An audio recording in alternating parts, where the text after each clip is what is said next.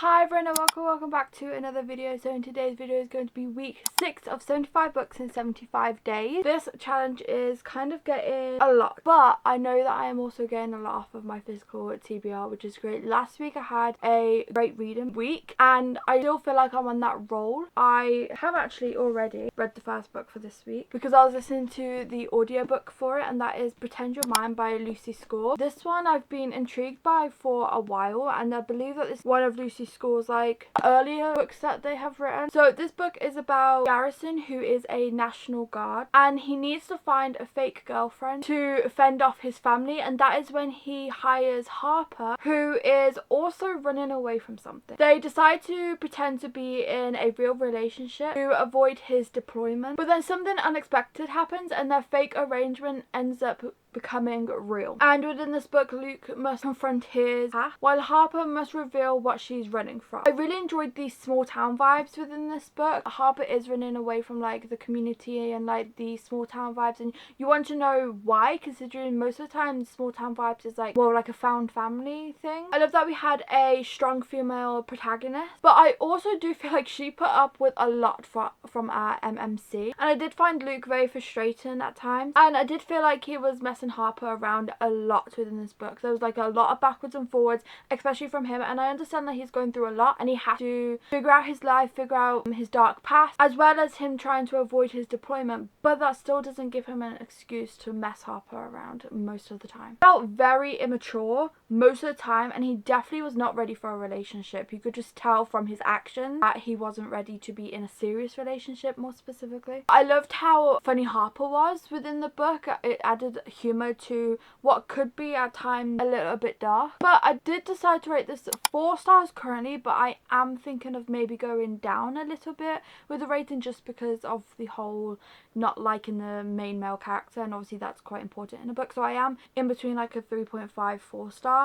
but currently I've kept it at a 4 star because I did like everything else about this book except for Luke, to be completely honest. Mainly his actions and the way he treated Harper, not him specifically, but he was very frustrating at times, which is why I decided to give it a 4 star. I'm most likely will keep it at that, but I am still in the middle of it deciding. So that was Monday's book. I'm not sure what I'm going to be reading next, but I will be back with you all tomorrow for an update. So the next book I finally read was Dance of Thieves. This has been on my TBR for so long. I am actually really glad to have finally got it off because it has been on many monthly TBRs, seasonal TBRs, my physical TBR. As you can tell, very happy to be completing this, but also I'm kind of disappointed in myself because I actually really enjoyed this one. I did decide to rate it 4 stars. So this is about a reformed street thief, Cassie, I think that's how you say it, sorry if I'm saying the name wrong, who is sent on a secret mission by the Queen to the outlaw dynasty's city, only to then have her plans complicated by Chase, who is actually the new leader of the dynasty. After being forced together by a violent encounter and escape from slavers, Cassie and Chase engage in a dangerous game. There is a lot of deception between Cassie and Chase, but also along with that deception is growing romantic feeling. I found the middle of the book slow paced and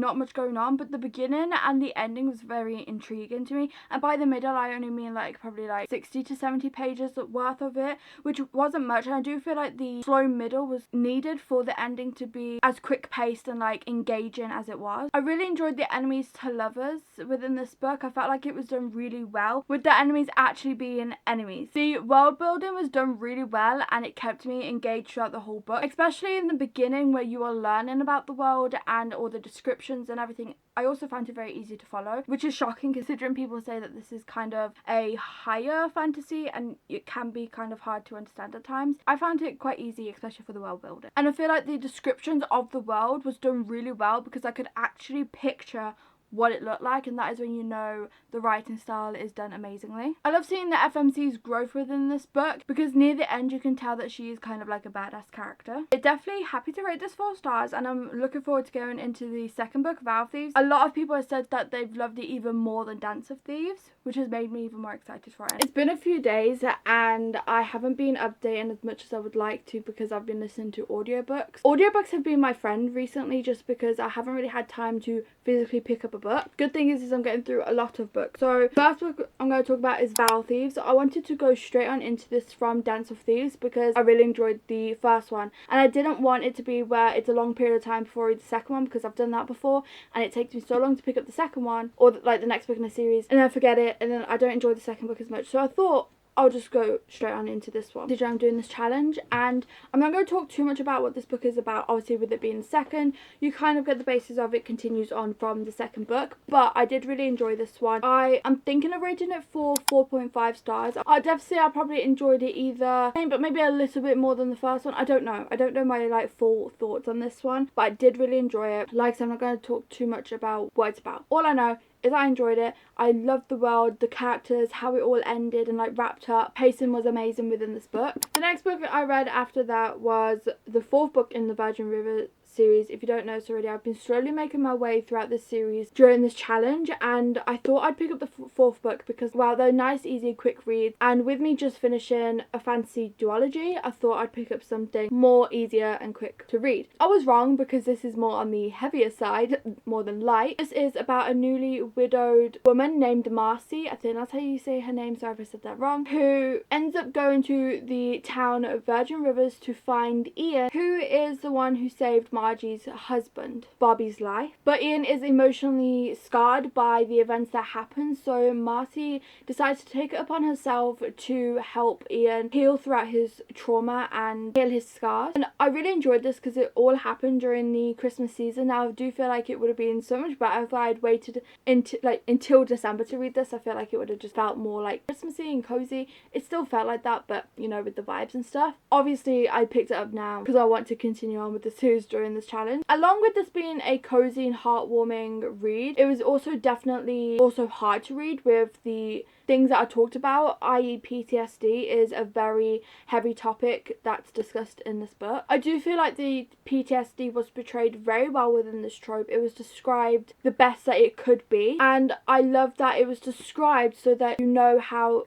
differently it affects other people, and that it shows it doesn't affect anyone the same. But I did decide to rate this 4 stars, as like said, I love that it's cozy and heartwarming along with discussing very heavy topics. I felt like it was really well done, and I would highly recommend it. And then we have This Vicious Grace, and I definitely say I'm kind of disappointed in this one, just because I have seen reviews and a lot of people really enjoyed this one, but then when I went into it, I didn't enjoy it as much as I thought. Now obviously I can't go by other people's reviews whether I'm going to like it or not, but I don't know, I just felt like I was really going to enjoy this one. This book is about Alyssa, and she must find a partner whose magic can amplify to save her island from demons, but her touch was proven to be deadly. She ends up hiring a cynical outcast, Dante, as her bodyguard, but his dark secrets could put her at threat. The thing with this book that I would say kind of like disappointed me a little bit is obviously this is marketed as a fantasy or more romantic,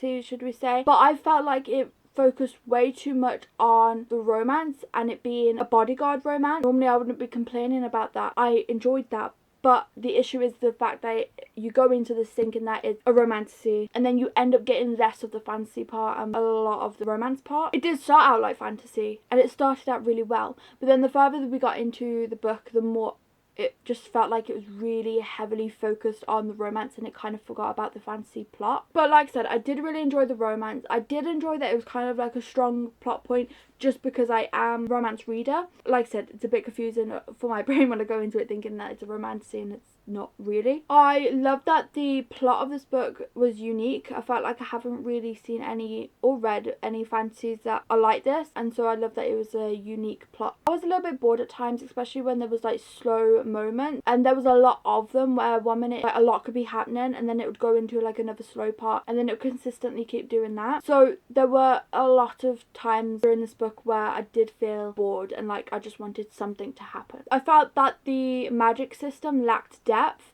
and that probably doesn't help with the romance being such a key point in the story and like the main point in the story, and the fantasy losing its place, really. Like I said, I feel like that takes a big part in the magic system, feeling like it lacks depth, and I feel like we didn't really get to learn much about the magic system or get to know it. And so I would have liked more description and understanding of the magic for like mainly in the beginning of the book, where we could understand it a bit better. So I did decide to rate this 2 stars. As like I said, I did really enjoy the romance part, but that's about it. I have finished the Paris Connection, and this one I wasn't really surprised with how I was feeling about it, just because of what I found out before going into it. So I felt like I was going to go into it not really enjoying it, and I was correct. Just to clarify, I did decide to rate this 2 stars. Hannah, and she ends up going on a train with her boyfriend Sai, and they are in love. They're on the same track with like life and everything like that, but then the train ends up going different ways and dividing. So then Hannah ends up waking up in Paris, and that is when she realizes her boyfriend Sai and her train ticket are in Amsterdam. But then Hannah ends up meeting Leo on the station platform. She ends up feeling a connection with him straight away. Now obviously this is a problem because she is dating Sai, but she ends up spending the day in Paris with Leo, and she ends up being even more of a connection, and that is when she has to come to the hard decision: Sai, her current boyfriend, or Leo. Now obviously this one wasn't really for me, just because I'm not a big fan of love triangles. Now with this one, it was definitely obvious of who she was going to choose. It wasn't really like a love triangle of like, who is she going to choose? It was obvious, but just the fact of like the 2 different guys type thing is just never my sort of book. I enjoyed the adventures and seeing all that, but I don't know, I just feel like something was lacking in this, and I don't know what.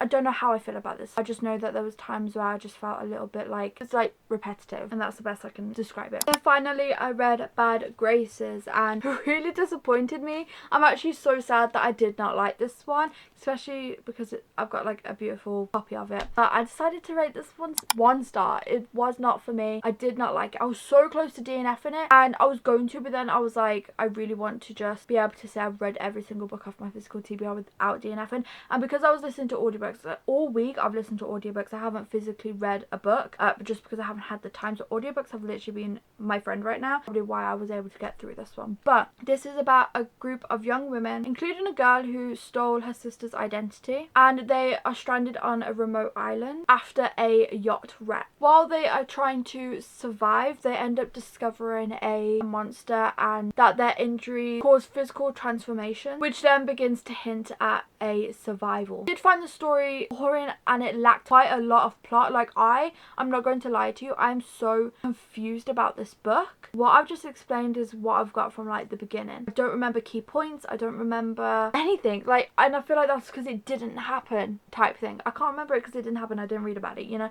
It just lacked so much. The plot felt like it was all over the place, which is probably why I'm also so confused, which did make it hard to read and keep track of what was going on throughout the story. The romance felt very insta-lovey, like it all happened way too quickly. 1 minute it was nothing, and then it was like a lot, and I was like, whoa, okay, let's slow down. And to be honest, I didn't really care for the romance. It wasn't what I was reading it for. I felt like many of the characters in this book didn't have a meaning. They were just there to be there, and it was very rare that you got like a point of view from them or even saw them in the book. And so I did kind of forget about a lot of characters because they were there in the beginning and then they just kind of disappeared very slowly. This was a 1 star for me, not for me, and like I said, not very memorable, which is very disappointing. There were a lot of books that I was able to read throughout the week that I have decided not to class towards my 75 books in 75 days challenge, and that is just because it doesn't feel fair. So last week I was able to read anywhere from 3 to 4 books because of audiobooks, and I was like, if I add all of these to the 75 books in 75 days challenge, it just doesn't feel fair.